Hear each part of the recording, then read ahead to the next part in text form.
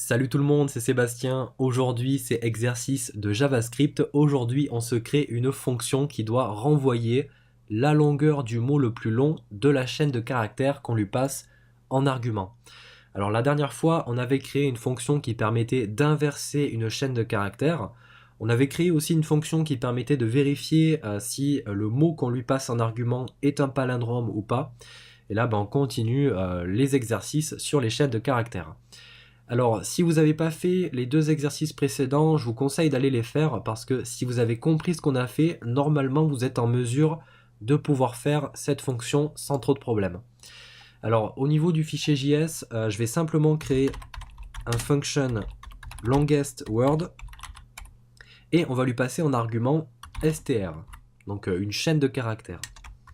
Et pour l'instant, elle va simplement faire un console.log de str.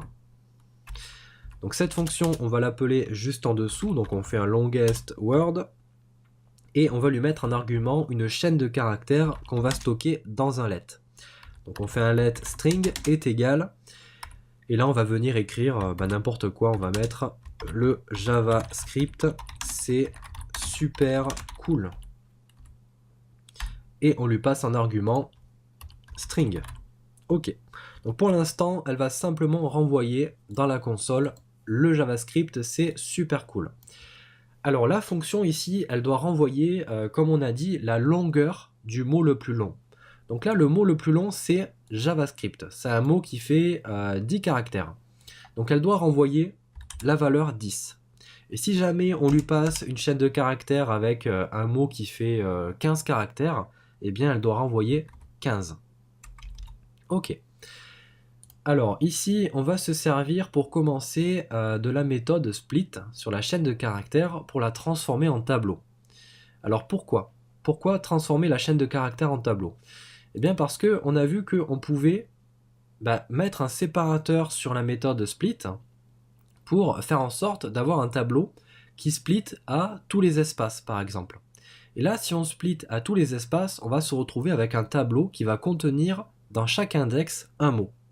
Et si on arrive à récupérer chaque index, donc chaque mot, eh bien on peut récupérer la longueur de chaque mot, et à ce moment-là, on pourra comparer ces différentes longueurs et récupérer le nombre le plus grand. Alors, je vous montre comment marche le split. Donc si je fais un str.split et que je ne mets aucun paramètre, ce qui va se passer, c'est que ça va me renvoyer un tableau avec en index la chaîne de caractères. Alors nous, ce qu'on veut, c'est, comme on a dit, c'est récupérer un tableau avec dans chaque index un mot. Donc à ce moment-là, on va mettre en séparateur un espace. Donc on met une chaîne de caractères avec un espace. Et ce qui va se passer ici, c'est que à chaque fois qu'il va trouver un espace, eh bien, ça va splitter. Ça va créer un nouvel index. Donc là, si on actualise, on a maintenant un tableau avec 5 index, donc un tableau qui a une longueur de 5. Et dans chaque index, on a un mot.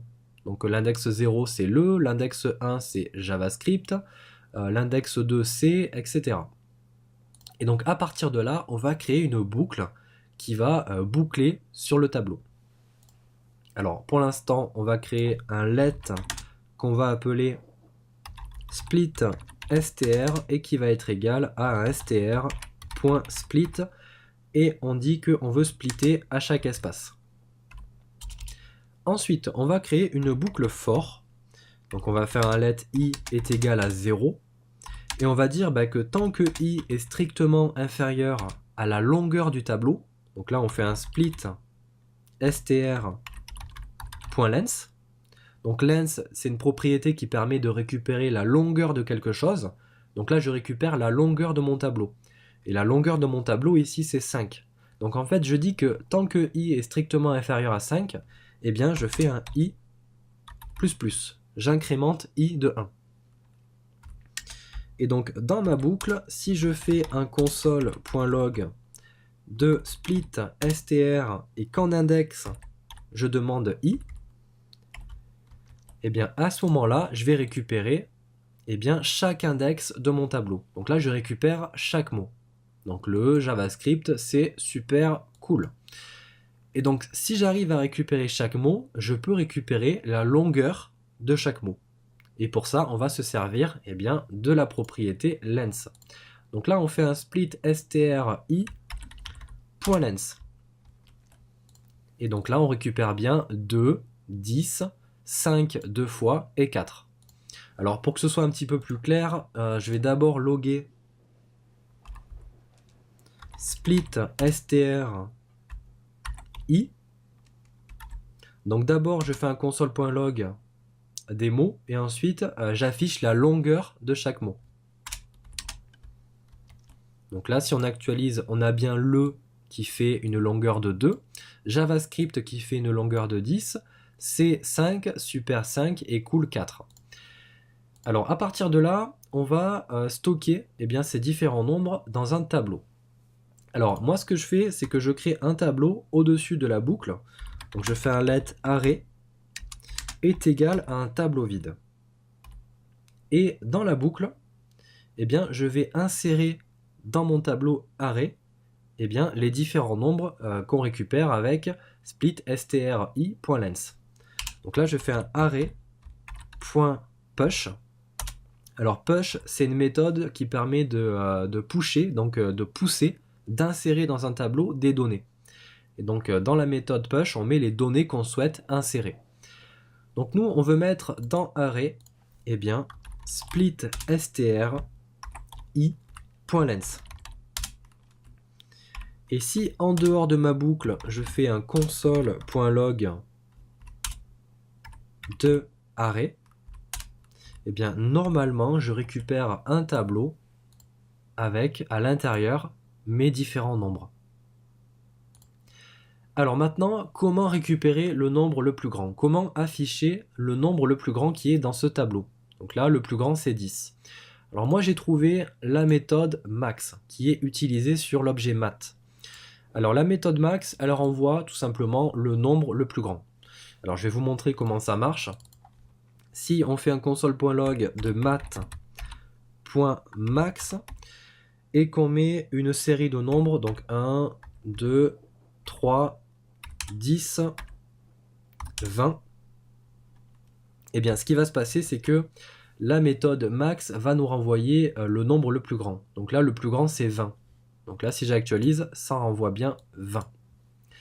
Le petit souci ici, c'est que si on fait un max de array, et bien là, ça va pas marcher.